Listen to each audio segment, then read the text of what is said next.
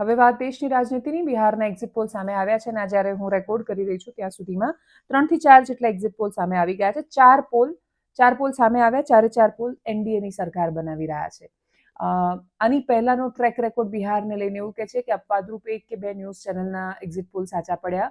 એના સિવાય કોઈ સંસ્થાઓના એક્ઝિટ પોલ 2015માં કે પછી 19માં એના પછીના ઇલેક્શન્સમાં સાચા નહોતા પડ્યા. ઓપિનિયન પોલ માર્જિન આઈએનએસનો આવ્યો છે. એણે એનડીએને બહુમતી આપી છે 153 થી 164 સીટની. ચાણક્ય સ્ટ્રેટેજીનો ઓપિનિયન પોલ કહી રહ્યો છે 128 થી 134 બેઠકો એનડીએની બહુમતી. અને પોલસ્ટેટ પીપલ્સ ઇનસાઇટનો સર્વે પણ કહી રહ્યો છે 133 થી 143 બેઠકો સાથે એનડીએને બહુમતી મળવા જઈ રહી છે. અને એટલે જ 243 બેઠકની ચૂંટણી હતી, 122 સીટ તમારે બહુમતી માટે જોઈએ. અને ઓલમોસ્ટ દરેક એક્ઝિટ પોલ એનડીએની સરકાર બનાવવા જઈ રહ્યા છે. મહાગઠબંધન એ 100 સીટની અંદર સમેટાઈ જાય એ પ્રકારનો સંદેશો પણ મળી રહ્યો છે ત્યાં. સૌથી ઇન્ટરેસ્ટિંગ ચિત્ર એ છે કે બિહારના ઇલેક્શન બિહાર પૂરતા સીમિત નથી. બિહારની ચૂંટણીના પરિણામો બિહારમાં જે પણ સરકાર આવે એના સાથે બહુ વિશેષ સંબંધિત નથી. એ કેન્દ્ર સરકારને બહુ મોટી અસર કરવાના છે. નીતિશ કુમારને મુખ્યમંત્રીનો ચહેરો ઘોષિત નથી કરવામાં આવ્યા. કોની વધારે બેઠકો આવશે એના પર નક્કી થવાનું છે કે જેડીયુ કે ભારતીય જનતા પાર્ટી કોણ દમદાર સાબિત થશે. જો ભારતીય જનતા પાર્ટી પોતાના મુખ્યમંત્રી બનાવે છે તો શું નીતિશ કુમાર પોતાની પલટુરામની છબીને સાર્થક કરતા ફરી એકવાર પલટો મારશે કે કેમ, એના પર સવાલ રહેવાનો છે. ગઠબંધનો બંધારણીય રીતે એક સાથે એ રાજનૈતિક સમજૂતી હોય છે, કોઈ બંધારણીય કરાર નથી હોતા કે જેમાં ચૂંટણી જીત્યા પછી કોઈ ફરી જાય તો એનું કશું થઈ ન શકે. મહારાષ્ટ્રમાં શિવસેના ઇલેક્શન પછી ફરી ગઈ હતી, પણ જો કે ભારતીય જનતા પાર્ટી એના પછી શિવસેના જ ખરીદી લીધી. અત્યારની સ્થિતિ બહુ જ અલગ છે. બિહારમાં જેડીયુ ચૂંટણી જીતે હારે એના પહેલા મોટાભાગના રાજનૈતિક વિશ્લેષકોનું કહેવું છે કે ભલે લડી જેડીયુ રહી છે, કેન્ડિડેટ્સ ભારતીય જનતા પાર્ટીના છે, ઉમેદવાર એવા છે કે જે નીતિશ કુમાર પલટી મારે તો પણ જેડીયુના ધારાસભ્યો નીતિશ કુમારને સમર્થન આપીને એની સાથે જાય એમ નથી. ઉપરથી નીતિશ કુમાર એકલા પડી જાય એમ છે. લલ્લનસિંહ જે જેડીયુના અત્યારે કરતા હતા છે, એમને અપેક્ષા છે કે એ માત્ર ચાણક્ય તરીકે નહીં, જેડીયુના પણ આવનારા સમયમાં કદાચ બિહારના મુખ્યમંત્રી પણ બની શકે. ભારતીય જનતા પાર્ટીની રાજનીતિનો બહુ મોટો ટેકો છે કે જે બિહારમાંથી આવી રહ્યો છે. ચિરાગ પાસવાનની એલજેપી પણ ત્યાંથી છે. વિપક્ષ દરેક વખતની જેમ મુદ્દાઓ સમજવામાં થાપ ખાઈ ગયું એવું ઓપિનિયન પોલ્સો એટલીસ્ટ કહી રહ્યા છે. તેજસ્વી યાદવ અને રાહુલ ગાંધી છેક સુધી બહુ જ બધા મુદ્દાઓ પર એક સાથે નહોતા દેખાયા.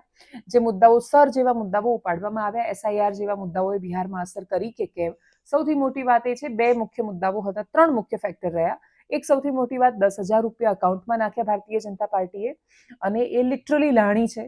અને એ પ્રકારની લાણી છે કે બધાને ખબર પડે છે કે ખોટું થઈ રહ્યું છે, અને છતાંય કોઈ કશું જ કરી શકે એમ નથી. જે રેવડી પોલિટિક્સનું ભારતીય જનતા પાર્ટીએ શરૂઆતમાં ખૂબ વિરોધ કર્યો.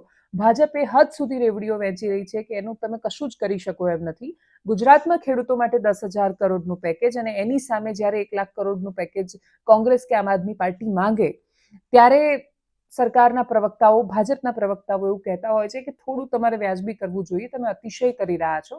બિહારમાં જે થઈ રહ્યું છે કે પછી મધ્યપ્રદેશની લાડલી બહેના યોજના હોય કે પછી મહારાષ્ટ્રની યોજનાઓ કે રાજસ્થાનમાં અપાતા પૈસા, એ ફ્રી બીઝ લોકોને મફતનું આપવાની ટેવ એ રાજ્યોને વેનેઝુએલા તરફ કેમ નહીં લઈ જાય કે શ્રીલંકા તરફ કેમ નહીં લઈ જાય, એ વાતનો કોઈની પાસે જવાબ નથી. બિહાર ઓલરેડી કેન્દ્ર સરકાર જે પૈસા આપે ને એક્સ્ટ્રા સબસિડીઝ ને લોન આપે એના પર ટકેલું રાજ્ય છે, આર્થિક રીતે સક્ષમ નથી.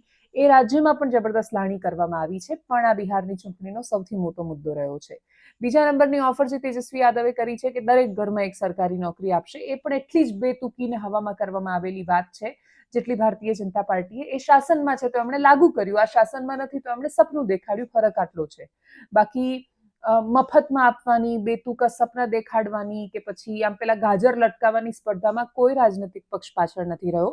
ત્રીજી વાત કે જેણે ખરેખર લોજિકલ મુદ્દાઓની વાત કરી, જેમણે બિહારમાં થતા પલાયન, ઇન્ડસ્ટ્રીઝનો અભાવ, રોજગારી માટેની સમસ્યાઓ અને બાકીના બધા મુદ્દાઓની વાત કરી, એ પ્રશાંત કિશોરની પાર્ટી જનસુરાજ રહી કે જેમણે ખરેખર મુદ્દાઓ આધારિત વાત કરી, પણ એ કોના વોટ ખેંચે છે એના પર આખું મદાર છે. બીજા તબક્કામાં પણ 67% કરતાં વધારે વોટિંગ થયું છે, ને એટલે જ પ્રશાંત કિશોર જો વોટ તોડી રહ્યા છે તો એ સ્વાભાવિક રીતે વિપક્ષના વોટ હશે, અને એ રાહુલ ગાંધી અને તેજસ્વી યાદવના પક્ષમાંથી આવેલા વોટ છે. રાહુલ ગાંધીએ ગઈ ચૂંટણીમાં પણ સરકાર બહુ સરળતાથી બનતી તેજસ્વી યાદવની, પણ એ સરકાર એટલે ન બની શકી કેમ કે કોંગ્રેસને ફાળે જેટલી બેઠકો ગઈ હતી મહાગઠબંધનમાં, કોંગ્રેસ એમાં સારું પરફોર્મ ન કરી શક્યું ને એટલે જ કોંગ્રેસ માટે જે કહેવાતું હતું કે હમ તો ડૂબેંગે સનમ તુમકો ભી લે ડૂબેંગે, તો એ આ વખતે પણ કદાચ ફરી એકવાર કોંગ્રેસ બિહારના કેસમાં પણ સાર્થક કરે એવી શક્યતાઓ છે. કોંગ્રેસ જ્યાં થર્ડ એલિમેન્ટ બની જાય છે, કોંગ્રેસ એક સમય મુખ્ય વિપક્ષ સત્તા પક્ષ પણ રહ્યો, બિહારમાં એણે અદ્ભુત શાસન પણ આપ્યું.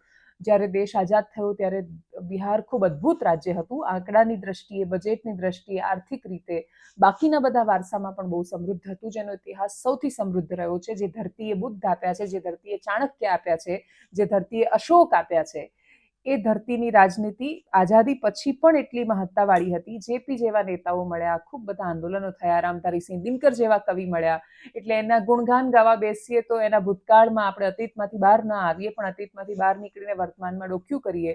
અને બિહારમાં જો તમે જાઓ અને જો તમે ગુજરાતમાં રહેલા હો વર્ષોથી અને એ દ્રષ્ટિકોણથી બિહારમાં જાઓ તો તમારા માટે ખૂબ અઘરું પડે એ પ્રદેશને સમજવું. એ એટલી દયનીય હાલતમાં, જેને બેમારું રાજ્ય કહેવામાં આવ્યું, એ હાલતમાં એ પ્રદેશ છે. પાછલા કેટલાય વર્ષોથી સુશાસન બાબુની છબી ધરાવનાર નીતિશ કુમારની સરકાર છે. એન્ટી ઇન્કમ્બન્સી એમની સામે કેમ નહીં હોય એ પ્રશ્ન છે. તેજસ્વી યાદવ ગમે તેટલા પ્રયત્ન કરે, લાલુ યાદવના જંગલ રાજવાળી છબી એમને આજે પણ નડી રહી છે, અને એટલા જ માટે જો ઓપિનિયન પોલ સાચા પડે છે તો પણ એ બહુ નવાઈનો વિષય નથી. જો ખોટા પડે છે તો ચોક્કસથી ભારતીય જનતા પાર્ટી અને બાકીના લોકો માટે પણ નવાઈનો વિષય રહેવાનો છે. પણ બાકી વાત તો આ એક્ઝિટ પોલની છે, ને એક્ઝિટ પોલનો ઇતિહાસ બિહાર સાથે બહુ સારો મેળ બેસતો નથી. બિહાર એક્ઝિટ પોલનો ઇતિહાસ 2024ની ચૂંટણીમાં એટલો ખરાબ રહ્યો છે કે હવે કોઈ ચેનલ માથા પર લઈને એક પ્રકારની ગેરંટી નથી આપતા કે અમારા એક્ઝિટ પોલ સાચા પડશે, અને એટલે જ